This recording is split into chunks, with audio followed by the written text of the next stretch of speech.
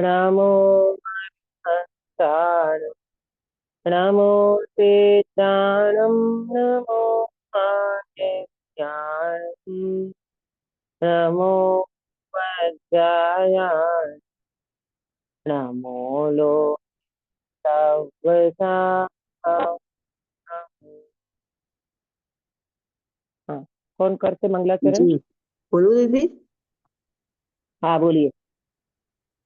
मंगलमय मंगल करण वीतराग विज्ञान नमो ताहि जाते भय अरहंतादि महान करि मंगल करि हो महा ग्रंथ करन को काज जाते मिले समाज सब पावे निज पद राज इस भव तरु का मूल इक जानहु मिथ्या भाव ताको करि निर्मूल अब करिए मोक्ष उपाय करिए मोक्ष उपाय। बहुत सुंदर मंगलाचरण आपने किया। शुभ मंगल प्रभात की मंगल वेला में हमारी चर्चा मोक्ष मार्ग प्रकाशक जी शास्त्र के अंतर्गत सातवें अधिकार में व्यवहाराभासी मिथ्या दृष्टि के अंतर्गत धर्म बुद्धि से धर्म धारक व्यवहाराभासी की चर्चा चल रही है। पंडित साहब ने इसका बहुत अच्छा विस्तार से निरूपण किया कि भाई धर्म बुद्धि रखते हुए भी वो व्यक्ति व्यवहाराभासी क्यों कहलाता है। दो बातें क्लियर करना जो पंडित साहब ने बताई है। क्या बताया? देव शास्त्र गुरु का स्वरूप प्रॉपर नहीं समझता और सात तत्व का भी स्वरूप प्रॉपर नहीं समझता, इसीलिए वो व्यक्ति मिथ्या दृष्टि बना रहता है, व्यवहाराभासी हो जाता है। हमने देव गुरु शास्त्र का अन्यथा रूप जो पंडित साहब ने डिटेल से चर्चा की है उसको देखा है, और उसके बाद आज अपने को जीव अजीव तत्व का अन्यथा रूप देखने से पहले पंडित साहब ने एक बहुत अच्छा दृष्टांत देकर के भाव भाषण के ऊपर बात को क्लियर किया है। कल हमने आपको बताया था कि भाव भाषण माने फीलिंग, है ना। कोई भी चीज का हमें फीलिंग होता है तो वो चीज हमें प्रॉपर वेदन में फीलिंग में आने पर उनका श्रद्धांत प्रॉपर हो जाता है। जब तक हम किसी चीज का वेदन नहीं करते, फीलिंग नहीं करते, तो वो चीज अपने को भाव भाषण में आए बिना उनका स्वरूप भी क्लियर नहीं होता। यहाँ पंडित साहब ने इसी के ऊपर जोर दिया कि भैया तू देव शास्त्र गुरु का स्वरूप तो समझता है परंतु तू बाहरी स्वरूप समझता है। देव शास्त्र गुरु का अंतरंग स्वरूप तुझे पता नहीं है। अरिहंत देव को मानता है तो बाहर से मानता है, निर्ग्रंथ गुरु को मानता है तो बाहरी चर्चा चर्या से मानता है, और शास्त्र को भी मानता है तो चरणानुयोग और कर्णानुयोग से मानता है। त्रिलोक आदि की रचना और उसकी इतनी महिमा करता है परंतु उनको अनेकांत स्यादवाद का कुछ पता ही नहीं है ना। जीवादि तत्व का स्वरूप कैसा है, रत्नत्रय का स्वरूप कैसा, द्रव्य गुण पर्याय का स्वरूप कैसा, ये कुछ भी नहीं समझता। इसलिए पंडित साहब कहते हैं कि भैया ऐसी पहचान तुझे बाहर की तो है और उससे तुझे जैन शास्त्र की उत्कृष्टता और महिमा आती है, परंतु जब तक तू अनेकांत त्यागवाद को नहीं समझेगा, रत्नत्रय रूप मोक्ष मार्ग तुझे समझ में नहीं आएगा, तब तक तू मिथ्या दृष्टि ही बना रहेगा। ठीक है, ये बात क्लियर हुई थी। और पंडित साहब ने इसके बाद भाव भाषण के ऊपर जो फोकस किया है वो इसीलिए किया कि भाई अपन कोई चीज को देखो। कल हमने आपको एग्जाम्पल दिया था कि इमली नाम लेते ही अपने को कैसा भाव भाषण होता है ना। इमली नाम लेते ही अपने को अंदर में मुंह में पानी आने लगता है, उसका खट्टापन, उस इमली का पूरा स्वरूप अपने ज्ञान में क्लियर है। तो इसी तरह उसका भाव भाषण है। इसी तरह जगत के फील्ड में कहीं पर भी आप जाओ, कोई डॉक्टर, कोई इंजीनियर, कोई वकील को कुछ, हर व्यक्ति को अपना भाव भाषण होता है। डॉक्टर ऑपरेशन थिएटर में जाता है तो भाव भाषण के बिना नहीं जाता। इंजीनियर अपने उसमें फील्ड में जाता है तो उसका अपना भाव भाषण होता है। वकील कोई केस हाथ में लेता है तो उसको पूरा भाव भाषण होता है। महिलाएं रसोई बनाती है तो पूरे भाव भाषण के साथ बनाती है। इसी तरह मोक्ष मार्ग में भी अपने को 7 तत्वों का स्वरूप भाव भाषण में आना चाहिए। अकेले रट लेना, अकेले सीख लेना, अकेले धारणा ज्ञान में ले लेना, ये कोई वास्तविक रियलिटी नहीं है। माने वास्तविक स्वरूप हमने नहीं समझा है। देखो आज अपन पेज नंबर 224 पे पंडित साहब ने जो भाव भाषण का स्वरूप बताया और उसका एग्जाम्पल दिया, वहां से बात को आगे बढ़ाते हैं। पेज नंबर 224 मिला सबको? देखो यहाँ से लेंगे अपन। कल जो लिया था ना कि सप्त तत्व का अन्यथा रूप, इसमें पंडित साहब ने कहा कि भाई ये जो धर्म बुद्धि वाला है ना, वो क्या करता है कि शास्त्र में तत्वार्थ श्रद्धानम सम्यक दर्शनम, शास्त्र में जो आया तत्वार्थ सूत्र में कि तत्वों का श्रद्धान उसका नाम सम्यक दर्शन है, तो वो ऐसा वचन वो लिखा हुआ है। तो शास्त्र में जैसे जीवादि तत्व लिखे हैं वैसे आप सीख लेता है और वहां उपयोग लगाता है, औरों को उपदेश देता है, परंतु उन तत्वों का भाव भाषित नहीं होता। क्या गलती कर लेता है जीव? अपना भी ऑब्जर्वेशन करना कि हम ऐसे तो नहीं कि हम अपन 7 तत्व का नाम सीख लिया है, उसका थोड़ा बहुत धारणा ज्ञान में ले लिया, फिर हमने सीखा, उपयोग लगाया, दूसरों को भी सिखाने लग गए, पर हमें उन तत्वों का भाव भाषित नहीं होगा। तो क्या होगा कि पंडित जी ने लिखा है कि वस्तु के भाव ही का नाम तत्व कहा है। वस्तस्य भावस्य इति तत्वम, वस्तु का जो भाव होता है वो ही उसका तत्व है ना। जब तक हमें जीव तत्व का स्वरूप भाव भाषण में नहीं आया होगा ना, तो हम तो केवल शरीर और व्यवहार प्राण को ही जीव मानेंगे। देखो गिरीश भाई, अभी तक अपन चींटी को क्यों बचाते? अपन चींटी को क्यों बचाते थे? ऐसा लगता था कि भाई चींटी में इतने प्राण है, चींटी में प्राण है, चींटी भी, लेकिन चींटी आत्मा है, चींटी में भी हमारे जैसा भगवान आत्मा है, वो दृष्टि नहीं थी पहले जब गुरुदेव का तत्व नहीं मिला। अब आज हमें समझ में आया, रे प्रभु सर्व जीव के सिद्ध सम, निगोद के जीव से लेकर सिद्धालय के सभी जीव भगवान आत्मा है। उनकी आत्मा को देख करके बचाने का भाव आवे वो व्यवहार प्राण है, और उनको आत्मा रूप देखना वो वास्तव में चैतन्य प्राण है। बराबर? तो ऐसा जब तक भाव भाषित नहीं होता, तो पंडित जी कहते हैं ऐसे भाव भाषण बिना तत्वार्थ श्रद्धान कैसे होगा? भाव भाषना क्या है तो कहते हैं। अब भाव भाषण का एक दृष्टांत देकर के उनका स्वरूप क्लियर करते हैं। देखो जैसे कोई पुरुष चतुर होने के अर्थ शास्त्र द्वारा स्वर, ग्राम, मूर्छना, रागों का स्वरूप और ताल तान के भेद तो सीखता है, परंतु स्वरादि का स्वरूप नहीं पहचानता। स्वरूप की पहचान हुए बिना अन्य स्वरादि को अन्य स्वरादिक रूप मानता है अथवा सत्य भी मानता है, तो निर्णय करके नहीं मानता है, इसलिए उसके चतुरपना नहीं होता। पंडित जी ने यहाँ संगीत का दृष्टांत दिया कि कोई चतुर व्यक्ति होता है तो वो संगीत शास्त्र में उनका जो स्वर होता है, उनका जो राग होता है, ताल तान होता है, ये सारे भेद को वो सीख लेता है, परंतु उनका जो स्वरूप है ना, जो संगीत का स्वरूप, उसको वो प्रॉपर नहीं पहचानता, तो उसमें वो गड़बड़ी कर लेता है ना। तभी पहचान नहीं है ना, तो स्वरादि को अन्य स्वर मान लेगा। सरगम होती है ना, सारे गम पद नीसा, तो स्टार्टिंग में ये सिखाते हैं। जैसे अपने यहाँ ABCD, अपने यहाँ क ख ग, तो वहाँ शास्त्रीय संगीत कोई भी संगीत होता ना, तो उसमें पहले सरगम सिखाते हैं, सारे गम पद नीसा। तो उसका अगर स्वर का पूरा प्रॉपर पता नहीं होगा तो एक दूसरे में मिला देगा। तो पंडित जी कहते हैं कि ऐसा प्रॉपर ज्ञान अगर संगीत शास्त्र का नहीं होता तो वो व्यक्ति चतुर नहीं कहलाता।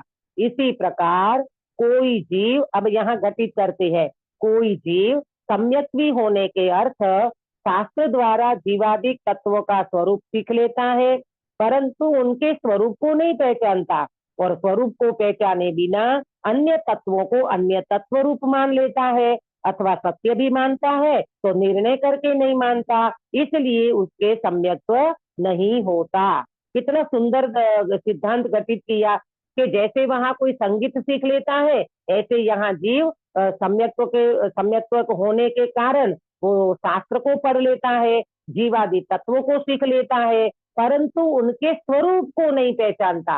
ये इंपॉर्टेंट बात है कि सात तत्वों का स्वरूप नहीं समझता, माने भाव भाषण नहीं है उस जीव को, तो क्या होगा कि भाई अन्य तत्वों को कभी अन्य रूप मानेगा, अगर कदाचित वो सत्य भी मानेगा ना, परंतु उनके अंदर में निर्णय नहीं होने के कारण वो व्यक्ति सम्यक दर्शन को प्राप्त नहीं करता।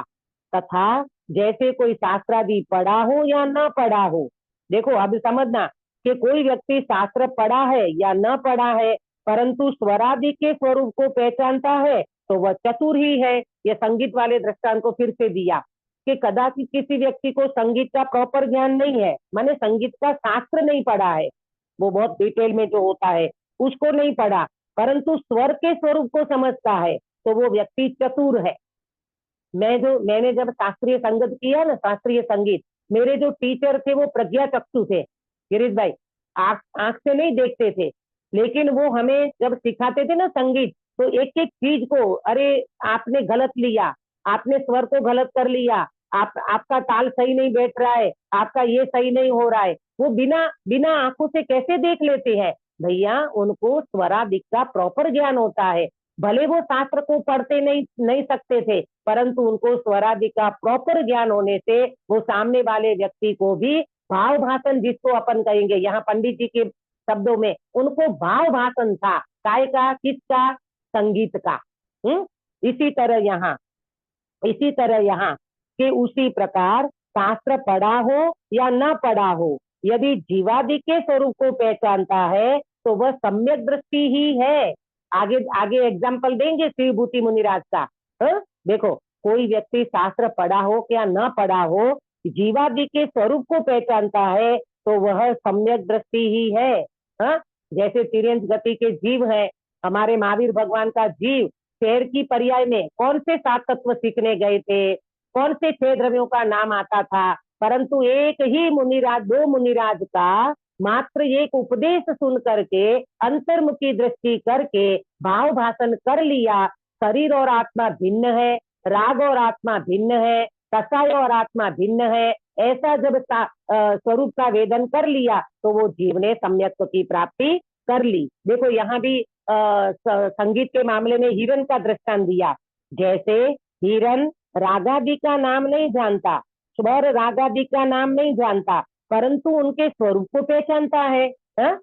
आया ना, हिरण है ना, हिरण काय में वो करता है, उनको काय का शौक होता है, संगीत सुनने का, हिरण को, तो वो स्वर क्या बोलते वो स्वर रागादि का नाम भले नहीं जानता, पर उनके स्वरूप को पहचानता है, उनको संगीत का भाव भाषण है, और वो भाव भाषण के कारण वो व्यक्ति बराबर वो स्वर को जान लेता है।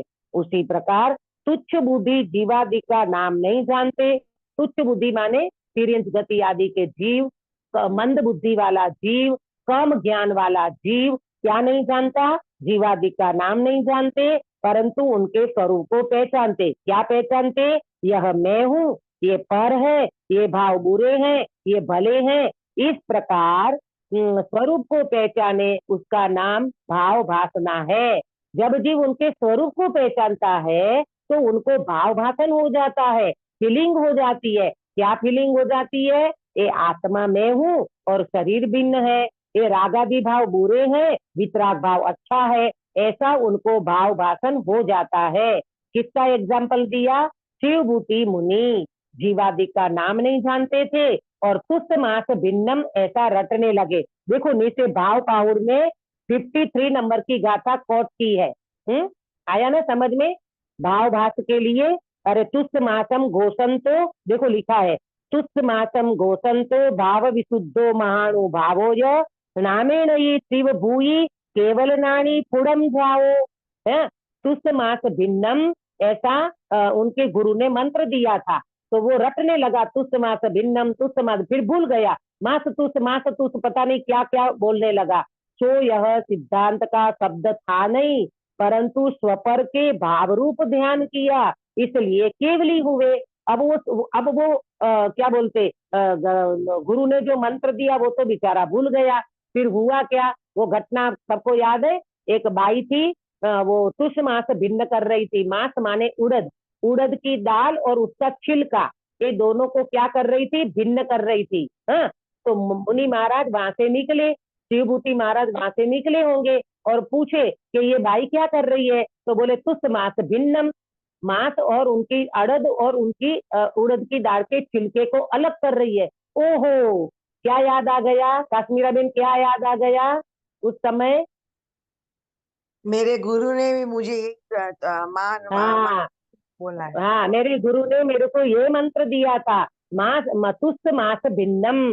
ये जीव, ये शरीर और आत्मा दोनों अलग हैं। और तुरंत उनको वो मंत्र याद आ गया और जैसे वो ध्यान में गए तो केवल ज्ञान को प्राप्त कर लिया, श्रेणी मांडी, केवल ज्ञान को प्राप्त कर लिया। और 11 अंग के पाठी जीवादि तत्वों के विशेष भेद जानते हैं, परंतु भावभाषित नहीं होता। कैसी कंट्रोवर्सी हो गई, एक तो 11 अंग 9 पूर्व के पाठी और दूसरे को एक गुरु का मंत्र भी याद नहीं रहा। तो गुरु का मंत्र याद नहीं रहने वाले व्यक्ति ने तो केवल ज्ञान ले लिया और 11 अंग 9 पूर्व के पाठी तो मिथ्या दृष्टि बने रहे। बताना सुधा बेन, ये किस कारण से सम्यक दृष्टि, अरे केवल ज्ञान लिया और किस कारण से 11 अंग 9 पूर्व के पाठी मिथ्या दृष्टि बने रहे, इसके अकॉर्डिंग बताना। उसको उनको मतलब शरीर और आत्मा भिन्न है ऐसा उसमें भाव भाषण हो गया शिवभूति को। Very good, very good. हाँ, शरीर और आत्मा भिन्न है ऐसा भाव भाषण कर लिया शिवभूति मुनिराज ने, बराबर। और 11 अंग 9 पूर्व के पाठी इतना सारा ज्ञान होते हुए भी उनने अपने भाव भाषण नहीं किया, माने शरीर और आत्मा भिन्न है ऐसा फीलिंग नहीं करने से वो व्यक्ति मिथ्या दृष्टि बना रहता है। तो ये पूरा एग्जाम्पल के ऊपर हमें सिद्धांत क्या समझना है, हमें सिद्धांत में ये समझना है कि जीव, तू कितना भी ज्ञान का विस्तार कर ले, तू बाहर में कितना भी क्षयोपम बढ़ा ले, क्षयोपम की कोई वैल्यू नहीं है। अंतर्मुखी ज्ञान हुए बिना, भाव भाषण करे बिना ये जीव सम्यक दर्शन को प्राप्त नहीं कर सकता। तो हमें किसके ऊपर फोकस करना चाहिए प्रेमलता जी, किसके ऊपर फोकस करना चाहिए? ज्ञान के क्षयोपम को बढ़ाना कि ज्ञान को फीलिंग में लेना? ज्ञान का भाव भाषण करना, फीलिंग में लेना। हाँ, फीलिंग में लेना है ना, ज्ञान का भाव भाषण करना, ज्ञान को फीलिंग में लेना, तब जाकर के ये जीव आत्मज्ञान की प्राप्ति कर सकता है।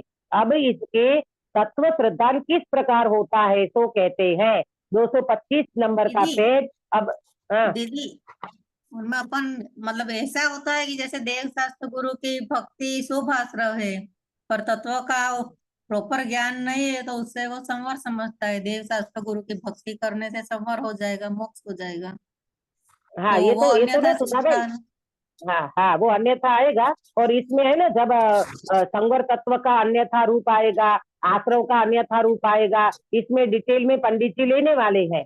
अभी मालूम, अभी अभी अपन 7 तत्व देखो। एक बात सुनना, हमने चौथे अधिकार में भी जीव 7 तत्व का अयथार्थ श्रद्धान, चौथे अधिकार में यही शब्द था ना, चौथे अधिकार में हाँ हमने दीदी, पढ़ उसमें चुके हैं आया 7 था। तत्व का। क्या था चौथे अधिकार में? 7 तत्व का अयथार्थ अन्यथा श्रद्धान, श्रद्धा। अन्यथा श्रद्धान। और यहाँ अन्यथा रूप है ना, यहाँ पर भी सुनना ध्यान से गिरीश भाई, यहाँ फिर से पंडित जी 7 तत्व का अन्यथा रूप बताए हैं। ये तो हम पहले पढ़ चुके, चौथे अधिकार में हमने पढ़ा 7 तत्वों का अन्यथा अयथार्थ श्रद्धान, वहां पर भी पढ़ा। और यहाँ पर फिर से पंडित जी क्यों बता रहे हैं, तो ये बात नोट करना, चौथे अधिकार में स्थूल गलती बताई थी, स्थूल गलती बताई थी। और 7वें अधिकार में शास्त्र पढ़कर के व्यक्ति जो गलती करता है वो सूक्ष्म भूल बताने के लिए 7 तत्व का फिर से स्वरूप बताया। क्या बोला, कौन बताएगा? अंकित भैया, चौथे अधिकार में क्या बताया? ये दोनों का डिफरेंस अपने को पता चलना चाहिए ना। वहां पर तो एक बार बात कर ली है, अब दोबारा क्यों दोहरा रहे हो भाई आप? अक्सा अंकित है क्या? अंकित और अक्सर ट्रैवल कर रहे हैं लेकिन सुन रहे अच्छा, हैं। ट्रैवल कर, हाँ सुन रहे हैं, कोई बात नहीं। हाँ हाँ गिरीश भाई, आपको समझ में आया? हाँ, चौथे अधिकार में स्थूल बताया शास्त्र अभ्यास के हिसाब से, लेकिन इसमें हाँ। शास्त्र अभ्यास करने के बाद जो सूक्ष्म भूल रह सूक्ष्म जाती है गलती। भाव भाषण हाँ की, वो इसमें हाँ, वो फोकस इसमें किया है। बताया, फोकस किया। यहाँ सूक्ष्म गलती कहाँ रह जाती है, इसको फोकस किया। और वहां अनादिकाल का जीव को ग्रहित अग्रहित मिथ्यात्व जो चल रहा है ना, और वो बेचारा जीव कभी आया नहीं इस मार्ग में, और पहली बार उनको सात तत्व का स्वरूप समझाते, तो उस व्यक्ति को ग्रहित मिथ्यात्व दूर करने के लिए पहले देवशास्त्र गुरु समझना, फिर सात तत्वों का स्वरूप समझना, वहां स्थूल गलती निकाल करके बात की है। और यहाँ पर सूक्ष्म गलती शास्त्र पढ़ करके भी कहाँ रह जाती है, और जीव भाव भाषण नहीं कर पाता, तो उसके लिए ये पंडित जी ने बात बताई है ना। देखो अभी अपन पढ़ते हैं, जीव अजीव तत्व का अन्यथा रूप। आप नोट करना, मैं आपको कुछ बातें नोट कराऊंगी, हेडिंग नोट करो। हेडिंग में लिखना जीव अजीव तत्व का अन्यथा रूप। इसमें अपने को गलती नोट करना है। नंबर 1, पहली गलती क्या करता है ये जीव, जिन शास्त्रों से जीव के त्रस सावर, मैं अभी लिखाऊंगी तब लिखना, हेडिंग नोट कर लो, जीव अजीव तत्व का अन्यथा रूप। हाँ, ये दोनों को साथ में लिया ये पंडित जी ने। क्यों क्यों साथ में लिया, बाकी सारे अलग अलग, और जीव अजीव को साथ में क्यों लिया, कौन बताएगा? जीव अजीव दोनों को साथ में क्यों लिया? जीव और पुद्गल दोनों का भेद ज्ञान करवाने के लिए। शरीर और आत्मा एक हाँ क्षेत्र होगा है दोनों। हाँ, क्योंकि शरीर और आत्मा दोनों एक क्षेत्र हो गई है ना, तो जीव को ये शरीर के साथ अनादिकाल से देहात्म बुद्धि पड़ी है। इसलिए जीव अजीव की गलती यही के यही जीव को गलती होती रहती है और उनको महसूस नहीं होता। तो पंडित जी यहाँ पर पहली अपनी बात को बताया कि जीव अजीव तत्व का अन्यथा रूप कैसा है। इतना सारा शास्त्र पढ़ने के बाद सप्त तत्वों का स्वरूप भी समझता है, फिर भी वो सूक्ष्म गलती कैसे कर लेता है, उसकी चर्चा पंडित जी करते हैं। देखो पहले मैं पढ़ती हूँ, फिर आपको नोट कराऊंगी। जिन शास्त्रों से जीव के त्रस स्थावर आदि रूप तथा गुणस्थान मार्गण आदि रूप भेद को जानता है, अजीव के पुद्गल आदि भेदों को तथा उनके वर्णादि विशेषों को जानता है, परंतु अध्यात्म शास्त्रों में भेद विज्ञान को कारणभूत अथवा वितराग दशा होने का कारणभूत जैसा निरूपण किया है वैसा नहीं जानता। देखो पहली गलती क्या है उनकी, पंडित जी कहते हैं कि उनकी पहली गलती क्या है, तो जीव तत्व, ये 2 एरो करना, एक साइड जीव तत्व लिखो और एक साइड अजीव तत्व लिखो। मैं चार्ट आपको भेजना भूल गई आज जरा। जीव तत्व और अजीव तत्व ऐसे 2 एरो करो और दोनों को एक एक साइड में नोट करो। पहले जीव तत्व की गलती नोट करो। नंबर 1, त्रस स्थावर आदि भेद, त्रस स्थावर आदि भेद तथा गुणस्थान मार्गणा स्थान के भेद को जानता है,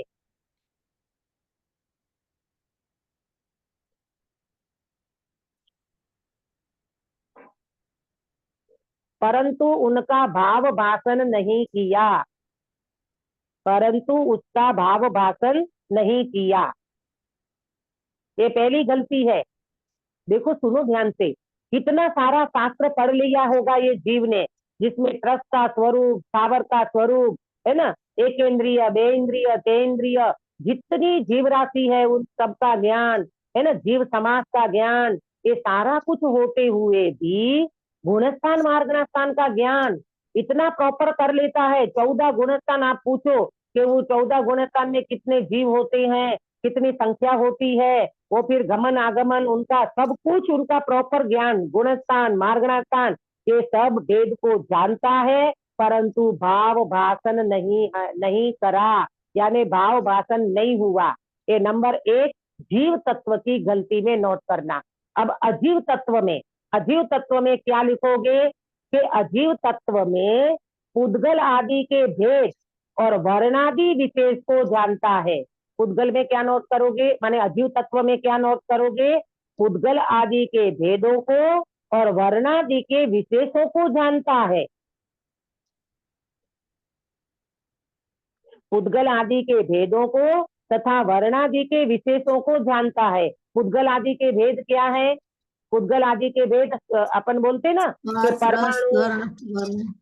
हाँ, पुद्गल आदि के भेद माने पुद्गल आदि के भेद में अकेला पुद्गल नहीं लेना, पुद्गल आदि के भेद में कहो द्रव्य लेना। कहो द्रव्य माने क्या बोलते, धर्मास्तिकाय, अधर्मास्तिकाय, आकाश, काल, पुद्गल, जीव को छोड़ के 5 ले लो, ठीक है। ये पुद्गल आदि के भेद हो गए सारे। और दूसरा उसके विशेष, वर्णादि विशेष को, वर्णादि विशेष माने स्पर्श, रस, गंध, वर्ण, ये इनका विशेष है, पुद्गल का विशेष है, बराबर। धर्माधिकाय का विशेष क्या है गिरीश भाई, आपको ध्यान में है?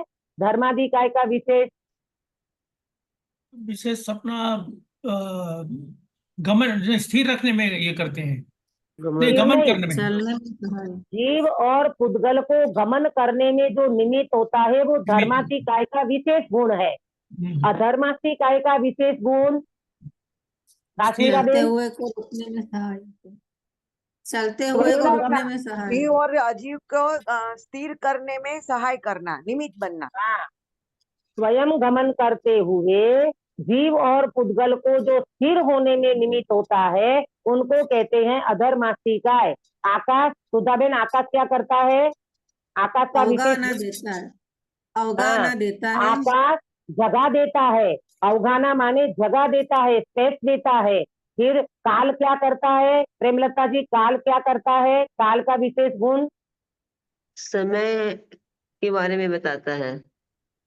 नहीं, काल माने परिणमन, यहाँ परिणमन लेना, जीव और पुद्गल के ऊपर घटित करना है ना, तो काल क्या करता है? परिणमन में निमित्त बनता है। जैसे मैंने एक बार एग्जाम्पल दिया था, आपकी साड़ी कपाट में 5 साल से पड़ी है और उसमें छेद हो गया, किसने काम किया? काल ने। अपने आप काल द्रव्य ने काम किया।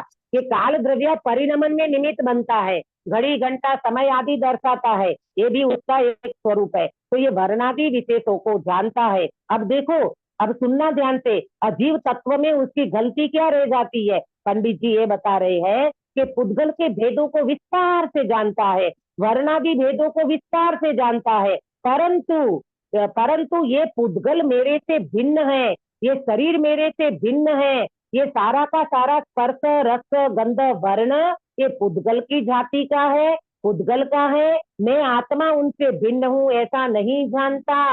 आया समझ में? ये इसकी अजीव तत्व में गलती है। हाँ, ठीक है, आया समझ में? परंतु अब देखो, अध्यात्म शास्त्रों में ये किसके लिए था? भेद विज्ञान को कारणभूत व वितराग दशा होने का कारणभूत जैसा निरूपण किया है वैसा नहीं जानता। मालूम, अध्यात्म शास्त्र का मीनिंग पता है आपको? अध्यात्म शास्त्र माने क्या? आगम में से जो शुद्धात्मा को निकालना उसको कहते हैं अध्यात्म शास्त्र। क्या बोला? आगम में से अध्यात्म को निकालना, शुद्धात्मा को निकालना, भगवान आत्मा की दृष्टि करना, इसको कहते हैं अध्यात्म। तो ये अध्यात्म में 2 चीज बताई, भेद विज्ञान का कारणभूत और वितराग दशा होने का कारणभूत। भेद विज्ञान का कारणभूत क्या है और वितराग दशा का कारणभूत क्या है? कौन बताएगा? भेद विज्ञान का कारणभूत, भेद विज्ञान को कारणभूत, भेद विज्ञान को कारणभूत और वितराग दशा होने को कारणभूत। ये 2 चीज क्यों बताई पंडित जी ने? अध्यात्म शास्त्र पढ़ने के बाद अगर आपने भेद विज्ञान नहीं किया तो ये भेद विज्ञान का कारणभूत था। ये जितना अध्यात्म में आपने भेद विज्ञान करो ना, ये सारे भेद विज्ञान का कारणभूत वास्तव में देखा जाए तो भेद विज्ञान का कारणभूत था ये तुम्हारा जड़ चेतन का भेद विज्ञान करना, ये भेद विज्ञान को कारण बनता और ये वितराग दशा होने का कारणभूत था। ये जैसा निरूपण किया है वैसा नहीं जानता। एक बात को समझ लेना, अध्यात्म शास्त्र में जो भी कुछ बातें बताई है ना वो भेद विज्ञान में कारण बनती है, ठीक है, और वितराग दशा में कारण बनती है। 2 चीज नोट करना, भेद विज्ञान में कारण बनती है और वितराग दशा में कारण बनती है। कौन सी चीजें?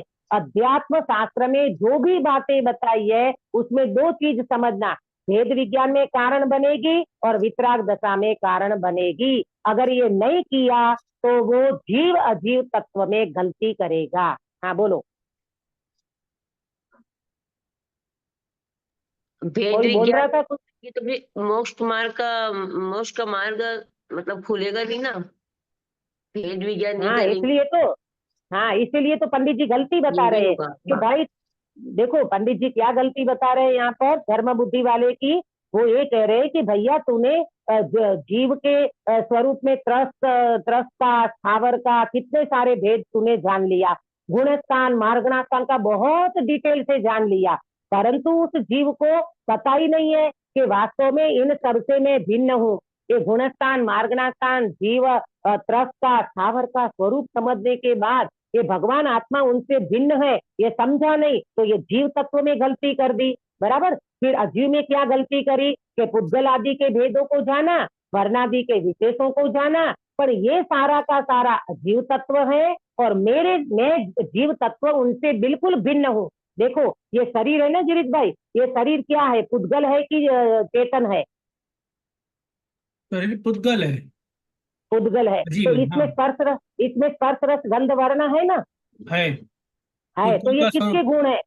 ये पुद्गल किसके, के जीव के कि पुद्गल के? पुद्गल के पुद्गल के हैं। ऐसा भेद विज्ञान अंदर में करना चाहिए। अगर ये हमने नहीं किया और नहीं किया तो पंडित जी कहते हैं तुमने अध्यात्म शास्त्र में भेद विज्ञान का कारण और वितराग होने का कारण, तो ये अध्यात्म शास्त्र थे।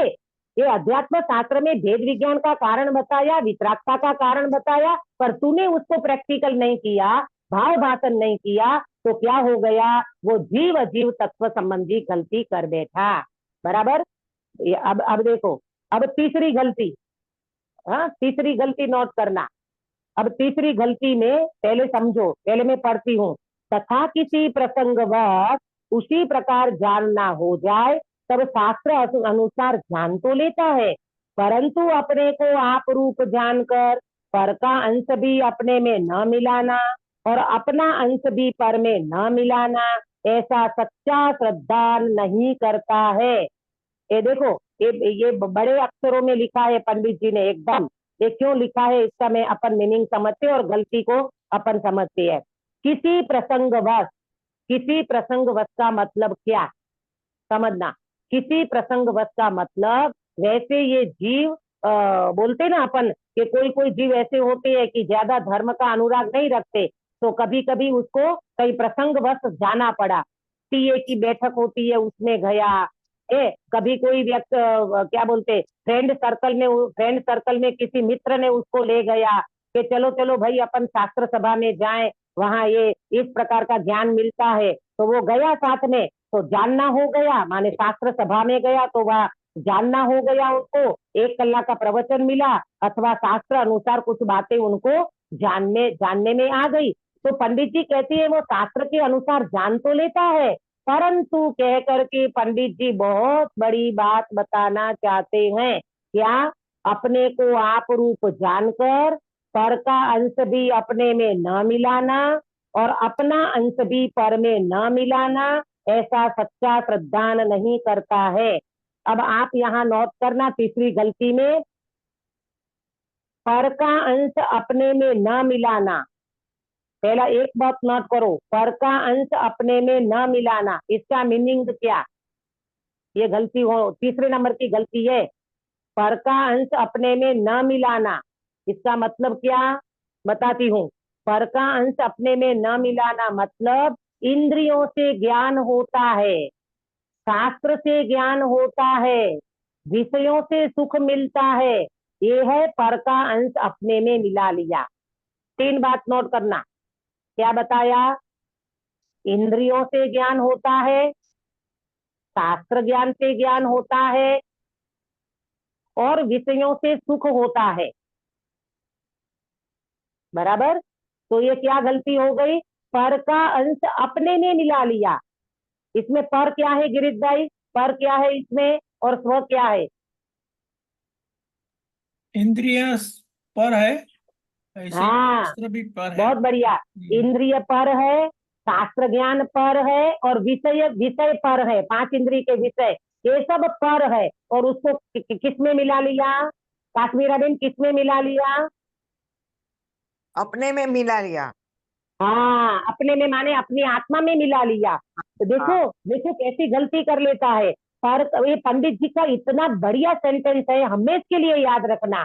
जब जब आप वेद विज्ञान करो ना, तब बैठो ना, तब ये बात को याद रखना। पर का अंश अपने में न मिलाना, अपना अंश पर में न मिलाना। तो पहले इसको समझो, पर का अंश अपने में न मिलाना का मतलब क्या? हम क्या गलती कर रहे हैं?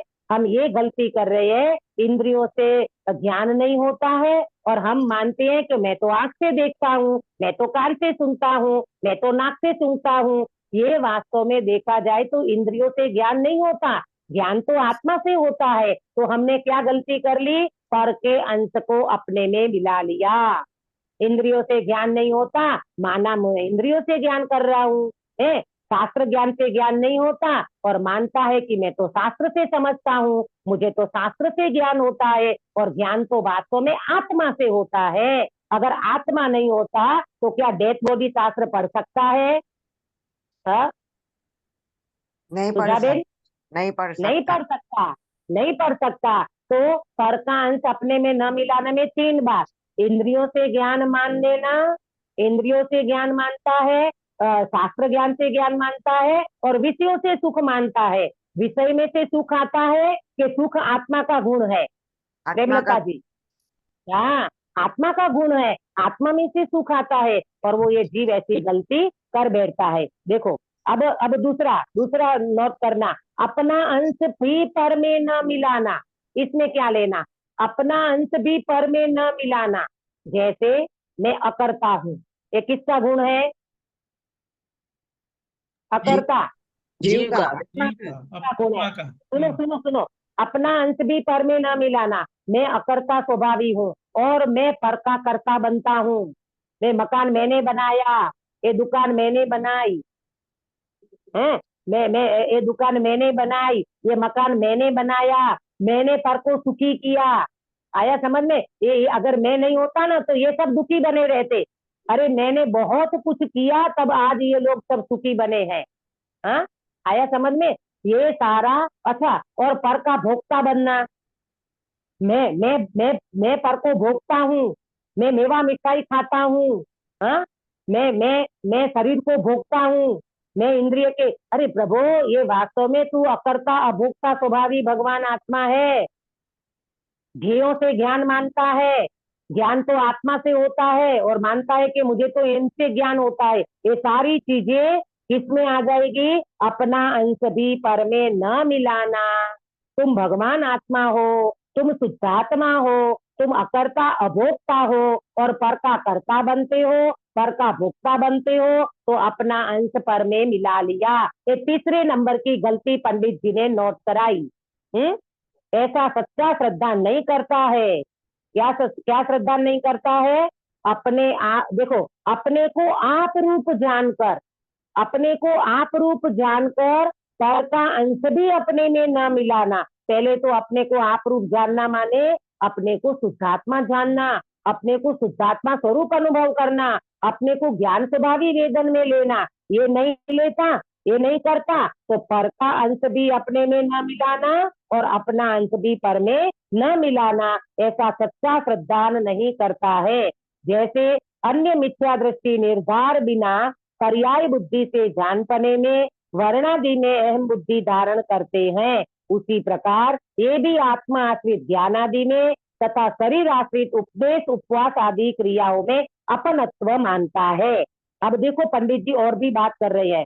पहले तो ये गलती तीसरे नंबर की नोट करी, पर का अंश अपने में न मिलाना, अपना अंश पर में न मिलाना। हाँ, अब देखो गिरीश भाई, जब तक जीव अपने को आप रूप नहीं जानेगा ना, अपने को शुद्धात्मा नहीं जानेगा, मानेगा, अनुभव नहीं करेगा, तो ये सारी चीजें गलती गलती गलती करता रहेगा। ठीक है।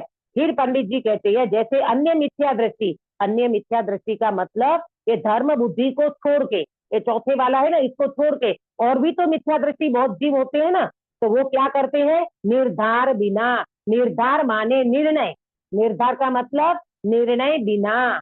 अन्य मिथ्या दृष्टि जीव भी ऐसे हैं जो निर्धार करे बिना, निर्णय करे बिना पर्याय बुद्धि से जानपने में और वर्णादि में अहम बुद्धि धारण करते हैं।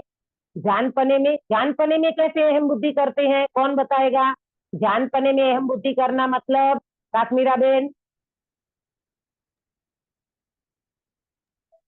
दीदी नहीं समझा, जान पढ़ने में हम बुद्धि नहीं मतलब समझे? ज्ञान पने में अहम बुद्धि का मतलब सयोपम ज्ञान में अहम बुद्धि करना।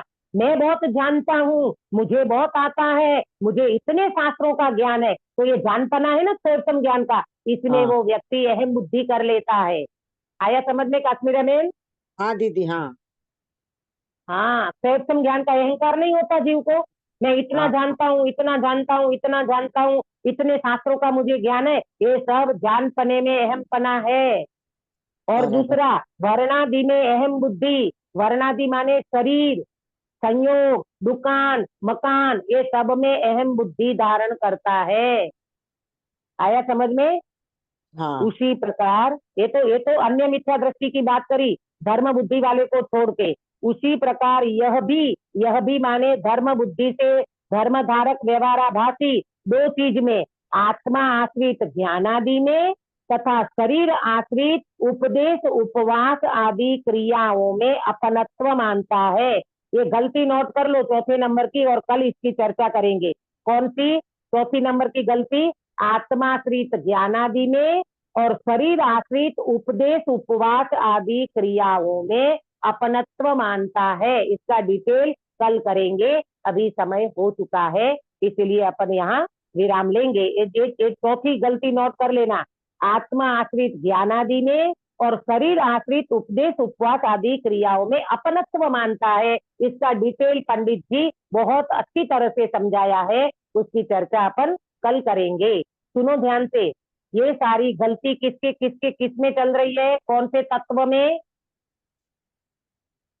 जीव तत्व जीव में। तत्व में, जीव अजीव दोनों लेना। जीव अजीव, हाँ। जीव अजीव तत्व संबंधी गलती चल रही है। अन्यथा रूप कौन? धर्म बुद्धि से धर्म धारक व्यवहाराभासी, इतने सारे शास्त्र को पढ़ने पर भी, इतना सब कुछ ध्यान करने पर भी भाव भाषण नहीं होने के कारण जीव अजीव तत्व का अन्यथा रूप मानता है और मिथ्या दृष्टि बना रहता है। हमारे अंदर में ऐसी गलती न रह जाए और हम भाव भाषण को फोकस करें, वेदन को फोकस करें, फीलिंग को फोकस करें, वेद विज्ञान पूर्वक भाव भाषण करें। इस मंगल भावना के साथ अभी की बात को मैं विराम देती हूँ। निज निधि निज में बताए यह अनंत उपकार है, इसके लिए जिन वाणी माँ को वंदना सतवार है, वंदना सतवार है। काय सर्ग कराओगे अपने सुधाबेन?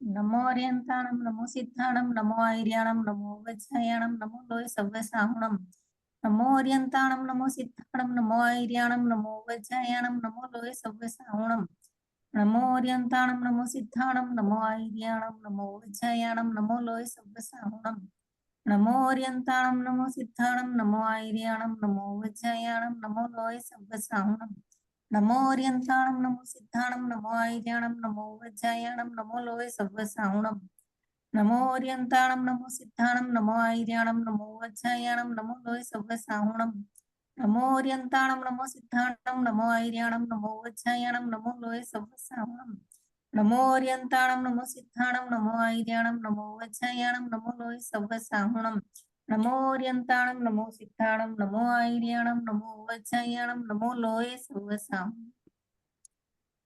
बोलो अंतर्मुख मुद्राधारी सर्वजिनेन्द्र भगवान की जय हो।